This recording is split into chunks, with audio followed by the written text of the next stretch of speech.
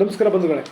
ಬೇಕರಿಯಲ್ಲಿ ಸಾಮಾನ್ಯವಾಗಿ ನಾವು ತಿಂತಕ್ಕಂಥ ಜಿಲಾಬಿಯನ್ನು ಮನೆಯಲ್ಲೇ ಮಾಡ್ಬೋದು.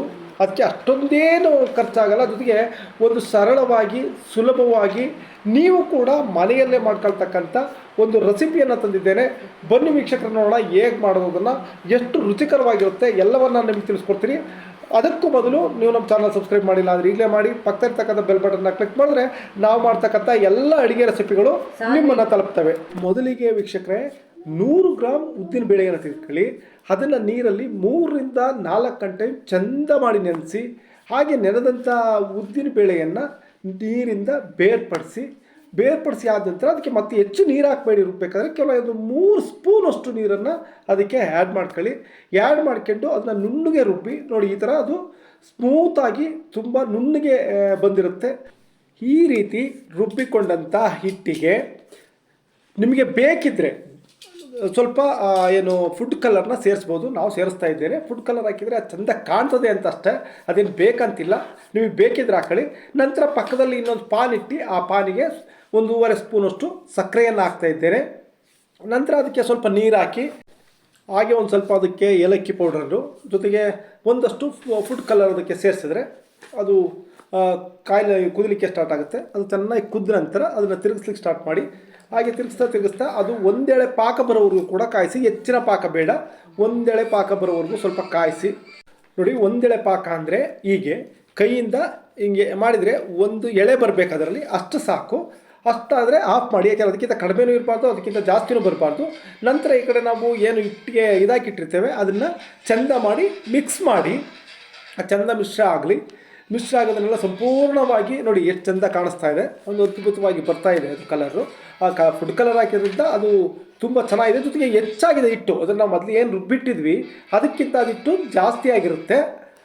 ಈ ರೀತಿ ಆದ ನಂತರ ಅದನ್ನು ಚೆಂದ ಮಾಡಿ ರೆಡಿ ಮಾಡ್ಕೊಂಡು, ಈಗ ನಾವು ಜಿಲಾಬಿಯನ್ನು ಮಾಡಲಿಕ್ಕೆ ಹಿಟ್ಟನ್ನು ಹಾಕೊಳ್ಳಿಕ್ಕೆ ಒಂದು ಕವರ್ ಬೇಕಂದರೆ ನಾವು ಮೆಹಂದಿಯನ್ನು ಯಾವ ರೀತಿ ಕೈಗೆ ಮೆಹಂದಿಯನ್ನು ಹಾಕ್ತಾರಲ್ಲ ಕೋನಲ್ಲಿ, ಆ ರೀತಿ ಒಂದು ಕೋನ್ನ ರೆಡಿ ಮಾಡ್ಕೋಬೇಕು. ಅದೊಂದು ಪ್ಲಾಸ್ಟಿಕ್ ಕವರಲ್ಲಿ ನಾವು ಮಾಡ್ಕೊಂಡಿದ್ದೇವೆ. ಅದು ರೆಡಿಮೇಡ್ ಕೂಡ ಸಿಗುತ್ತೆ, ಬಟ್ಟೆ ಕೂಡ ಸಿಗುತ್ತೆ. ನೀವು ಯಾವುದು ಬೇಕೋ ಅದನ್ನು ಯೂಸ್ ಮಾಡಿ. ಸೊ ಈ ಥರ ನೋಡಿ, ಈಗ ನಾವು ಮಾಡಿದ್ದೀವಲ್ಲ, ಈಗ ಮಾಡಿ ಅದರ ಕೆಳಗಡೆ ಒಂದು ಸಣ್ಣ ಓಲ್ ಮಾಡಿ. ಸಣ್ಣ ಓಲು, ಯಾಕೆಂದರೆ ಅದು ಮೆಹಂದಿ ರೀತಿಯೇ ಇರಬೇಕು, ಕೋನ್ ರೀತಿ. ನಾವೇನು ಮೆಹಂದಿ ಕೋನ್ ಇರುತ್ತೆ ಆ ಥರ.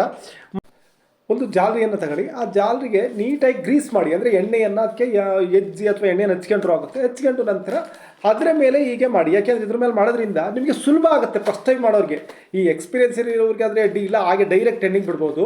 ಆದರೆ ಫಸ್ಟ್ ಟೈಮ್ ಯಾರೆಲ್ಲ ಮಾಡ್ತಿರ್ತೀರೋ ಅವರು ಈ ಥರ ಮಾಡಿದರೆ ನೋಡಿ, ಇದು ನಾವು ಎಷ್ಟು ಸುಲಭವಾಗಿ ಬರ್ತಾಯಿದೆ ನೋಡಿ, ಎಷ್ಟು ಸುಲಭವಾಗಿ ಈಸಿಯಾಗಿ ಬರ್ತದೆ. ಕಷ್ಟ ಆಗಲ್ಲ, ನೀವು ಮಾಡಲಿಕ್ಕೆ ಕೂಡ ಕಷ್ಟ ಆಗಲ್ಲ. ಸಾಮಾನ್ಯವಾಗಿ ಎಲ್ಲರೂ ಕೂಡ ಮಾಡ್ಬೋದು. ಅಷ್ಟೊಂದು ಕಷ್ಟದ ರೆಸಿಪಿ ಅನಿಸಲ್ಲ ಈ ಥರ ಮಾಡಿದರೆ. ಇನ್ನೂ ಒಂದು ರೀತಿ ಮಾಡ್ಬೋದು, ಡೈರೆಕ್ಟಾಗಿ ನಾವು ಎಣ್ಣೆಗೆ ಬಿಡ್ತೇವೆ. ಆ ಒಂದು ವೇಳೆ ಎಣ್ಣೆಯನ್ನು ಜಾಸ್ತಿ ಕಾದಿದ್ರೆ ಈ ಥರ ಆಗುತ್ತೆ ನೋಡಿ. ಅದು ಮಾಡಲಿಕ್ಕೆ ಬರಲ್ಲ. ಅದು ಎಣ್ಣೆ ಜಾಸ್ತಿ ಕಾದಾಗ ಏನಾಗ್ತದೆ ಅಂದರೆ ನಾವು ಬಿಡ್ಲಿಕ್ಕೆ ಹೋದಾಗ ಅದು ಸರಿಯಾಗಲ್ಲ. ಹಾಗಾಗಿ ಒಂದು ವೇಳೆ ಆ ಥರ ಏನಾದ್ರು ಇದ್ದರೆ ಆ ಥರನೂ ಮಾಡ್ಬೋದು. ಆಗ ನೀವು ಎಣ್ಣೆಯ ಬಿಸಿಯನ್ನು ಕಡಿಮೆ ಮಾಡಿ ನಂತರ ಅದಕ್ಕೆ ಬಿಟ್ಟರೆ ಅದು ನೀವು ಏನು ಜಾಲರಿಯಲ್ಲಿ ನಾವು ಬಿಡ್ತಾ ಇದ್ವಿ ಅದೇ ರೀತಿ ಬರುತ್ತೆ. ಆದರೆ ಜಾಲರಿಯಲ್ಲಿ ಬಿಡೋದು ಸೇಫ್, ಅದು ಸುಲಭವಾಗಿ ಆಗುತ್ತೆ. ಜೊತೆಗೆ ಯಾವುದೇ ಕಾರಣಕ್ಕೂ ನಿಮಗೆ ಆಕಾರ ಇದೆಯಲ್ಲ, ಆ ಆಕಾರದಲ್ಲಿ ಎಲ್ಲೂ ಕೂಡ ಹೆಚ್ಚು ಕಮ್ಮಿ ಆಗಲ್ಲ. ಸೊ ಹಾಗಾಗಿ ನೀವು ಇದಕ್ಕಿಂತ ಬೆಸ್ಟ್ ಅಂದರೆ ಜಾಲರಿಯಲ್ಲಿ ಬಿಡ್ತಕ್ಕಂಥದ್ದು. ಆ ಜಾಲರಿಯಲ್ಲೇ ಬಿಡ್ತಕ್ಕಂಥ ಅಭ್ಯಾಸವನ್ನು ಮಾಡ್ಕೊಳ್ಳಿ. ಅದೇನು ಅಷ್ಟು ಕಷ್ಟ ಆಗಲ್ಲ. ಇದನ್ನು ಕೂಡ ಅಭ್ಯಾಸ ಮಾಡ್ಕೊಂಡ್ರೆ ಒಳ್ಳೆಯದು. ಎಕ್ಸ್ಪೀರಿಯನ್ಸ್ ಇರೋರೆಲ್ಲ ಹೀಗೆ ಮಾಡ್ತಾರೆ. ಬಟ್ ನಿಮಗೆ ಎಕ್ಸ್ಪೀರಿಯನ್ಸ್ ಇಲ್ಲ ಅಂತಂದರೆ ನೀವು ಜಾಲರಿಯಲ್ಲಿ ಬಿಡೋದು ಸೂಕ್ತ. ನೋಡಿ, ಈಗ 2 ಕಡೆ ಕೂಡ ನೀವು ಅದನ್ನು ಮತ್ತಾಗಿ ಬೇಯಿಸಿ. ನೋಡಿ ಹೇಗೆ ಬರ್ತಾಯಿದೆ, ಕಲರ್ ಹೇಗೆ ಬರ್ತಾಯಿದೆ ನೋಡಿ. ಹೀಗೆ ಬೆಂದಂಥ ಜಾಕೆಟ್ನ ಹೊರಗಡೆ ತೆಗೆದು ನಂತರ ಪಕ್ಕದಲ್ಲಿ ಏನು ನಾವು ಪಾಕ ಮಾಡಿರ್ತೀವಿ ಆ ಪಾಕದಲ್ಲಿ ಅದನ್ನು ನೆನೆಸಿ ಅದನ್ನು ಮುಚ್ಚಿ ಒಂದು ಸ್ವಲ್ಪ ಹೊತ್ತು ನಂತರ ಅದನ್ನು ತೆಗೆದು ಸರ್ವ್ ಮಾಡಲಿಕ್ಕೆ ನಾವು ಸಿದ್ಧ ಮಾಡ್ಕೋಬೋದು. ಅದನ್ನು ಸರ್ವ್ ಮಾಡ್ಬೋದು. ಸರ್ವ್ ಮಾಡ್ಬೇಕಾದ್ರೆ ನೋಡಿ, ನಾವು ಸರ್ವ್ ಮಾಡಿದಾಗ ಎಷ್ಟು ಚೆನ್ನಾಗಿ ಬಂದಿದೆ ಅಂದರೆ ನೋಡಿ, ನೋಡ್ತಾ ಇದ್ದರೆ ಹಾಗೆ ಬಾಯಲ್ಲಿ ನೀರು ಇರುತ್ತೆ, ಅಷ್ಟು ಚೆನ್ನಾಗಿ ಬಂದಿದೆ. ರೆಸಿಪಿ ನಿಮ್ಗೆ ಇಷ್ಟ ಆಗಿದರೆ ತಪ್ಪದೆ ಚಾನಲ್ನ ಸಬ್ಸ್ಕ್ರೈಬ್ ಮಾಡಿ. Thank you.